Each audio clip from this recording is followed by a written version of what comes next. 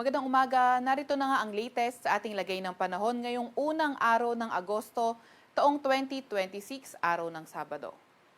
Narito ang ating pinakabagong satellite image kung saan may minomonitor tayong low pressure area na nasa loob ng ating Philippine Area of Responsibility at kanina alas 3 na madaling araw huli itong namataan sa may layong 960 kilometers silangan ng southeastern Luzon.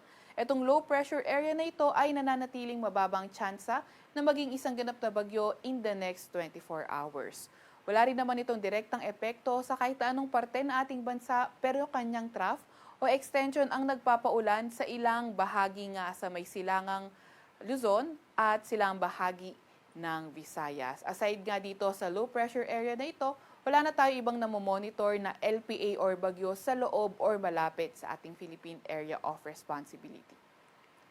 Para naman sa lagay ng panahon, ngayong araw inaasahan nga natin sa may Bicol Region, Quezon at Marinduque, magpapaulan yung trough ng low pressure area. Kaya sa mga lugar na inuulan ng mga nakaraang araw pa, ay pinag-iingat sa mga banta ng pagbaha o hindi kaya pagguho ng lupa.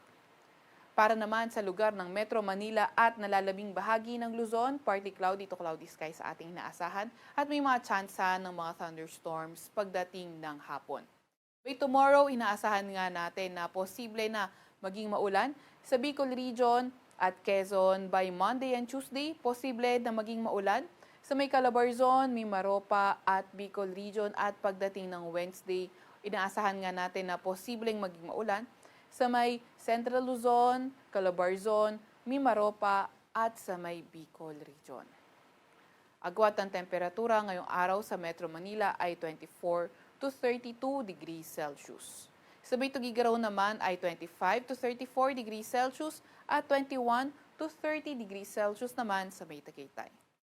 Agwat ng temperatura sa Puerto Princesa ay 25 to 32 degrees Celsius.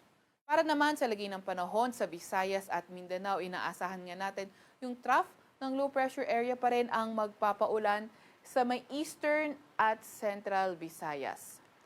Sa buong Mindanao and the rest of Visayas, asahan naman natin yung partly cloudy to cloudy skies na kondisyon at mga tsansa ng mga localized thunderstorms. Yung mga kasamahan natin sa Regional Services Division patuloy na maglalabas ng mga thunderstorm advisory kung kinakailangan.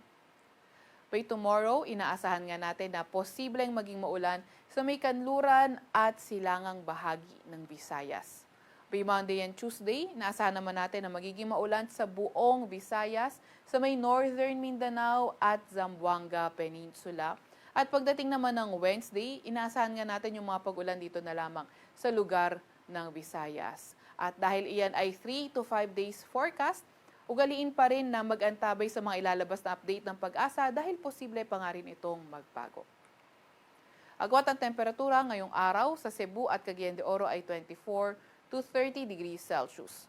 25 to 30 degrees Celsius sa may Tacloban at sa may Zamboanga ay 25 to 33 degrees Celsius.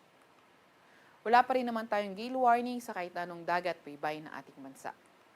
Sa Kalakhang, Maynila, ang araw ay sisikat ng 5:39 ng umaga at lulubog ng 6:25 ng gabi.